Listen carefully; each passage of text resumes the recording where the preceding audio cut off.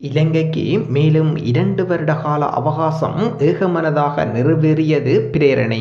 வாருங்கள், இது தொடர்பான விரிவான விளக்கம் ஒன்றை இன்று யப்னா தமிழ் டிவியினூடாக இன்று பார்ப்போம். தமிழர் தாயக பகுதியெங்கும் கவனஈர்ப்பு போராட்டங்களும் காணாமல் போன உறவுகளும் எத்தனை நாள் போராட்டங்களை மேற்கொண்டிருந்தாலும் இலங்கைக்கு மேலும் 2 வருட கால அவகாசம் ஏகமனதாக நிறைவேற்றி இருக்கின்றது பிரேரணை.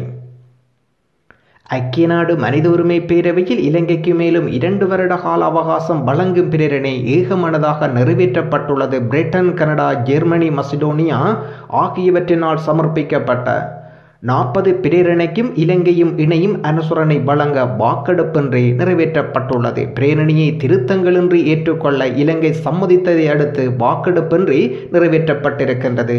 ஜெனீவா நேரப்படி மாலை 3 மணிக்கு இலங்கையின் நல்லிணக்கம், பொறுப்புக்கூறல் மற்றும் மனித உரிமைகளை ஊக்குவித்தல் என்ற தலைப்பில் பிரேரணை சமர்ப்பிக்கப்பட்டிருக்கின்றது. பேரவையில் அங்கம் வகிக்கும் 47 நாடுகளின் பிரதிநிதிகளும் பிரசன்னமாகியிருந்தனர். பிரிட்டன் பிரதிநிதி பிரேரணையை சமர்ப்பித்து உரையாற்றினார். பின்னர் இலங்கை வெளிவிவகார அமைச்சர் திலக் மாரப்பன இணை அனுசரணை வழங்குவதாக அறிவித்து உரையாற்றினார். வாக்கெடுப்புக்கு விடுவதா என மனித உரிமை பேரவையின் தலைவர் வினவினர். எந்த ஒரு நாடும் ஆட்சேபனை தெரிவிக்காததை அடுத்து பிரேரணை ஏகமனதாக நிறைவேற்றப்பட்டிருக்கின்றது.